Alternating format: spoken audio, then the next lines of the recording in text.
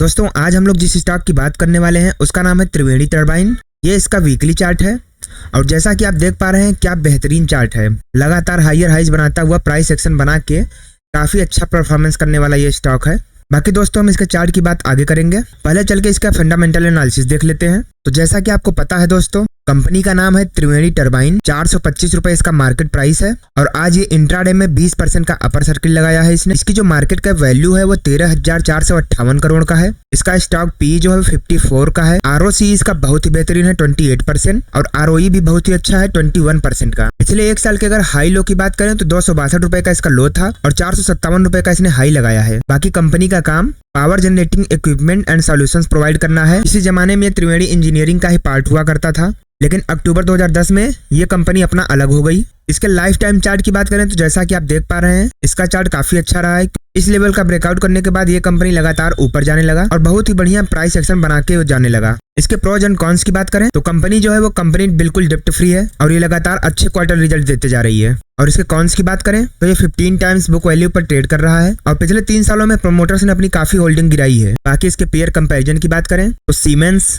ABB, hello, CG power, Suzlon energy, Hitachi energy, अपार industries, ये सारी की सारी कंपनियां इसकी पेयर ग्रुप्स कंपनियां हैं जो कि एक ही सेक्टर में काम करती हैं। इसके क्वार्टरली रिजल्ट्स की बात करें तो इसकी सेल्स ग्रोथ तो दिसंबर 2020 में 174 करोड़ की थी और दिसंबर 2021 में 225 करोड़ की हुई, दिसंबर 2022 में 326 करोड़ की हुई और दिसंबर 2023 तक 432 करोड़ की हुई। यानी कि सेल्स ग्रोथ लगातार बढ़ता जा रहा है। और इसके अगर नेट प्रॉफिट की बात करें तो जहां दिसंबर 2020 में 28 करोड़ का हुआ करता था, दिसंबर 2021 में 36 करोड़ का हुआ, दिसंबर 2022 में 53 करोड़ का हुआ और दिसंबर 2023 में 68 करोड़ का हुआ है। यानी कि कंपनी सेल्स ग्रोथ और प्रॉफिट ग्रोथ दोनों ही स्तरों पर बहुत ही अच्छा प्रदर्शन कर रही है। इसके प्रॉफिट एंड लॉस की बात करें तो इसका जो सेल्स ग्रोथ है वो मार्च 2012 में 630 करोड़ का हुआ करता था, वही मार्च 2014 में 518 करोड़ हुआ, वही मार्च 2015 में 651 करोड़ का हुआ, मार्च 2018 में 751 करोड़, मार्च 2021 में 703 करोड़ और करंट में 1566 करोड़ है। यानी कि बीते 1-2 सालों में यहाँ से काफी अच्छी ग्रोथ देखी गई है। और वही इसके नेट प्रॉफिट की बात करें तो जहां मार्च 2012 में 86 करोड़ का प्रॉफिट हुआ करता था, वही मार्च 2015 में 93 करोड़ का हुआ, मार्च 2018 में 96 करोड़ का हुआ, मार्च 2021 में 102 करोड़ का हुआ और करंट में 249 करोड़ का हुआ। यानी कि प्रॉफिट ग्रोथ हो या सेल्स ग्रोथ हो पिछले 1-2 सालों में काफी तेजी से बढ़ा है। वही इसके अगर सीएजीआर की बात करें तो पिछले 10 सालों में 22% का सीएजीआर रहा है, पिछले 5 सालों में 33% का सीएजीआर रहा है, पिछले 3 सालों में 67% और पिछले 1 साल में 61% का सीएजीआर रहा है। यानी कि स्टॉक मार्केट में उसने बेहतरीन रिजल्ट्स दिए हैं। बाकी इसके बैलेंस शीट की बात करें तो जैसा कि पता है दोस्तों, हम बारोइंग्स की बात करते हैं तो बारोइंग्स में इसका जो मार्च 2012 में 17 करोड़ का उधार था, मार्च 2015 में 13 करोड़ का हुआ, थोड़ा कम हुआ। मार्च 2018 तक ये कंपनी डेप्ट फ्री हो चुकी थी, लेकिन वापस इसने 2020 में 1 करोड़ का उधार लिया और करंट में अगर बात करें तो सिर्फ और सिर्फ 3 करोड़ का उधार है इस कंपनी के ऊपर। और उसके बदले में अगर टोटल एसेट्स की बात करें तो 322 करोड़ का एसेट हुआ करता था मार्च 2012 में, मार्च 2015 में 575 करोड़ का एसेट था, मार्च 2018 में 755 करोड़ का था, मार्च 2020 में 826 करोड़ का एसेट था और करंट में अगर बात करें सितंबर 2023 में तो 1593 करोड़ का एसेट रहे। यानी कि बारोइंग्स के बदले अगर एसेट की बात करें तो बहुत ही बेहतरीन रिजल्ट्स है इसके पास। कंपनी का एसेट बहुत तेजी से बढ़ा है। इसके शेयर होल्डिंग पैटर्न की बात करें तो प्रमोटर्स की हिस्सेदारी मार्च 2021 में 67.78% का था, वही अगर दिसंबर 2023 में बात करें तो 55.84 का रहा है। यानी कि प्रमोटर्स ने अपनी हिस्सेदारी बहुत कम की है। एफआईआईज की बात करें तो जहां 13% पर थे उन्होंने अपनी हिस्सेदारी बढ़ा के लगभग डबल कर दी, 27% का हो गया। डीआईआईज की बात करें जहां 14% थे उन्होंने भी थोड़ी सी हिस्सेदारी कम करके 12% पर करी है। बाकी पब्लिक की हिस्सेदारी 4% थी, वो लगभग 4% के आसपास ही है। तो इसमें जो रेड फ्लैग दिखाई दे रहा है वो मुझे प्रमोटर्स की होल्डिंग का दिखाई दे रहा है। बाकी एफआईआईज ने अपना स्टेक इसमें बढ़ाया है, तो फ्यूचर में पता चलेगा दोस्तों कि कौन सही था और कौन गलत। बाकी कंपनी की अगर फोरेंसिक एनालिसिस की बात करें तो कैपेक्स वर्सेस आरओसी इसका काफी अच्छा है। पिछले 10 सालों में इसका आरओई थोड़ा निगेटिव रहा है, लेकिन पिछले 3-4 सालों में इसके आरओई में भी काफी सुधार आया है। बाकी इसका वर्किंग कैपिटल बहुत ही अच्छा है, प्लेज नहीं है कोई भी, रिटेल होल्डिंग भी ठीक है, कंपनी के ऊपर कोई भी डेप्ट नहीं है। पिछले 90 दिनों में प्रोमोटर्स ने अभी कोई भी होल्डिंग सेल नहीं करी है, यानी कि उन्होंने जो सेल करी थी वो पिछले 2.5-3 सालों पहले करी थी। इसकी अगर मार्केट शेयर की बात करें तो सब 30 MW टर्बाइन में इसका 19% का मार्केट शेयर है और इसके रेवेन्यू की बात करें तो टर्बाइंस मैन्युफैक्चरिंग में इसका 64% का स्टेक है and servicing operation and maintenance में 18% का, स्पेयर्स 14% और इसके सेगमेंट की बात करें करें तो ये कंपनी 100% पावर जनरेटिंग इक्विपमेंट में काम करती है। बाकी अगर लोकेशन की बात करें तो इंडिया में 55% का प्रोडक्ट सेल होता है और बाकी का 45% रेस्ट ऑफ द वर्ल्ड से। इसके ऑर्डर बुक की बात करें तो स्टील में 20%, प्रोसेस को जनरेशन में 33%, शुगर को जनरेशन 11% एंड मोर। तो दोस्तों हम इसके वापस चार्ट पर आते हैं। तो जैसा कि आप देख पा रहे हैं 2012 में इसकी लिस्टिंग हुई थी और वहां से ये एक तेजी दिखाने के बाद इसमें लगभग 2-3 साल काफी डाउन रहा, लेकिन फिर इस लेवल का ब्रेकआउट करने के बाद कंपनी लगातार हायर हाइज बनाता चला गया और अब ये एक कंसोलिडेशन फेज में है और अन्य दिनों की तुलना में आज इसमें वॉल्यूम की भी भरमार है। तो ये स्टॉक यहाँ से निकलने के बाद एक अच्छी रैली दे सकता है, लेकिन कोई भी इन्वेस्टमेंट करने से पहले एक बार आप खुद से जरूर जांचिएगा और जरूरत पड़े तो अपने एडवाइजर की राय भी जरूर लीजिएगा।